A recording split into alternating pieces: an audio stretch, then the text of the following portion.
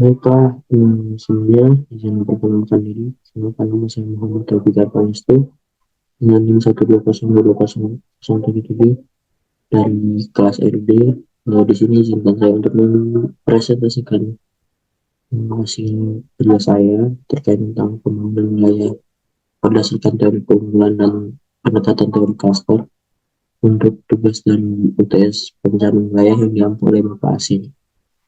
Okay, next. Untuk outline sendiri adalah latar belakang sejarah, faktor keunggulan, wilayah, teori ekonomi cluster, dan siklus ekonomi cluster.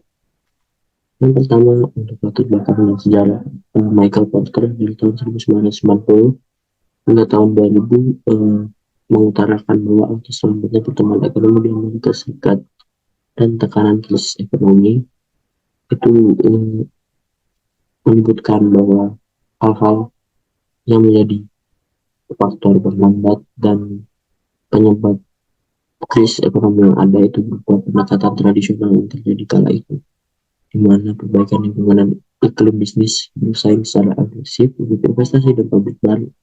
Yang kedua, pembangunan industri-industri berteknologi tinggi yang masif. Yang ketiga, pembangunan pertumbuhan yang tinggi dengan cara berinvestasi pada infrastruktur dan proyek kawasan strategis, di mana dari pendekatan-pendekatan ini tidak dilakukan secara pendekatan cluster yang tujuannya untuk memberikan prioritas dan pengelompokan antar industri-industrinya sehingga fokus-fokus yang ada dapat dikembangkan dan ditingkatkan. Dan beberapa peningkatan dari cluster ini meningkatkan efisiensi dari pemanfaatan sumber daya alam yang ada yang dapat dilakukan dengan cara kolaboratifan dari beberapa perusahaan sehingga kinerja yang dicapai juga lebih maksimal. Selanjutnya ada faktor-faktor kompetitif wilayah. Untuk faktor kompetitif wilayah itu dapat dinilai dari faktor mikroekonomi, endogenen, dan makroekonomi. Untuk ketiga faktor ini memiliki implikasi di mana kualitas lingkungan, pengembangan klaster, dan kecanggihan strategi dan operasional dan kebijakan moneter maupun kelembagaan saling berkaitan. Begitupun dengan endogenen, yaitu pemanfaatan sumber daya alam yang ada.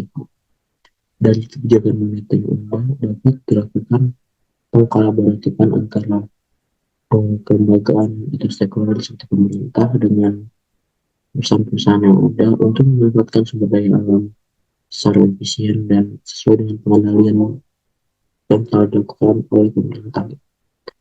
Dari hal pengefisien ini dapat dikatakan pemanfaatan sumber daya alam dapat dilakukan lebih baik. Yang kedua, dari adanya strategi dan operasional perusahaan dan pengembangan klaster ini dapat meningkatkan kompetisi dari perusahaan itu sendiri sehingga dapat meningkatkan kinerja antar perusahaan, di mana kinerja perusahaan satu dan yang lainnya dapat saling memberi pengaruh gitu. Beberapa salah satu perusahaan dapat berdiri sendiri dengan lebih baik dan pemanfaatan sumber daya alam sehingga perusahaan lainnya dapat meniru hal yang telah dilakukan oleh perusahaan tersebut, sehingga dapat dikatakan kompetitif wilayah ini juga dipengaruhi dari kompetisi yang ada di perusahaan yang eh, berada di wilayah tersebut. Nanti ada teori cluster, di mana cluster ialah kelompok perusahaan yang saling berhubungan secara geografis maupun langsung, dan kelembagaan yang ada juga saling berkaitan untuk saling melengkapi dan mempunyai kesamaan. Next, untuk konsep teori cluster ini seperti yang sudah saya sebutkan sebelumnya, pengelompokan yang terjadi di mana perusahaan-perusahaan yang bergerak di bidang yang sama dapat melakukan kolaboratif atau kolaborasi yang tujuannya untuk meningkatkan hasil pemanfaatan sumber daya alam sehingga produk yang dihasilkan dapat bernilai lebih tinggi daripada kinerja yang sebenarnya tidak dapat dicapai. Dari teori kelas ini juga dapat dilihat yaitu menghilangkan inefisiensi, di mana pengefisiensi dan pemanfaatan sumber daya alam dapat dilakukan Selanjutnya ada perusahaan asing itu diserukan untuk bekerja sama dalam pendekatan teknologi, di mana dari perusahaan asing yang sebenarnya mempunyai teknologi dan strategi yang baik gitu, misalnya yang masuk di wilayah kita, kita dapat melakukan kerjasama gitu. Jadi sehingga bagaimana cara perusahaan kita bekerja juga sehingga setidaknya dapat meningkat gitu, sesuai dengan bagaimana perusahaan asing itu menyelesaikan masalah, hambatan-hambatan tersebut yang sebelumnya tidak bisa diselesaikan, harapannya dapat diselesaikan melalui kerjasama yang dilakukan antar perusahaan lokal dan perusahaan asing gitu.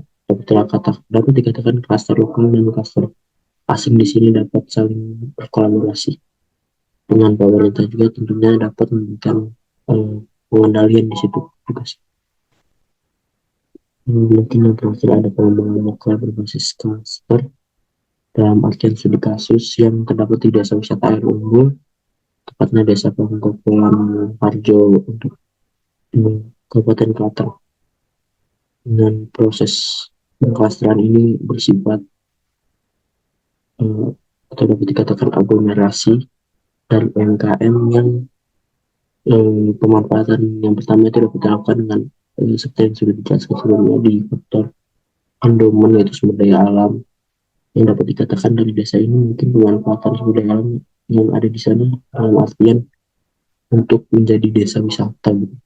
Desa wisata yang di sini dapat eh, dikatakan sebagai penarikan nilai jual atau nilai pariwisata di sini menjadi daya tarik gitu untuk para wisatawan, sehingga menimbulkan ekonomi lokal UMKM yang ada di sekitar desa, di sekitar tempat wisata tersebut dibentuk juga untuk memenuhi demand atau kebutuhan yang ada bagi wisatawan, sehingga selain dari daya tarik wisata di sini juga ada pengkulineran, biasanya UMKM kemudian di atas baik pengkulineran maupun barang-barang yang menjadi ikonik gitu, misalnya barang-barang yang menjadi khas atau oleh-oleh gitu dari satu, sehingga perlokalisasian UMKM yang ada yang membentuk kelompok ini dapat dikatakan menjadi nilai tambah juga selain dari daya tarik yang ada, sehingga dapat dikatakan pengklasteran yang terjadi di wilayah tersebut um, untuk meningkatkan perekonomian yang ada bagi masyarakat sekitar. Mungkin yang saya di sini adalah peran pemerintah, di mana analisis kelembagaan dalam makroekonomi belum dapat dilakukan. Seharusnya pemerintah yang memiliki peran utama dalam pengendalian dan pengalokasian moneter. Dan mungkin cukup sekian presentasi dari saya. Apabila ada salah kata saya mohon maaf. Wassalamualaikum warahmatullahi wabarakatuh.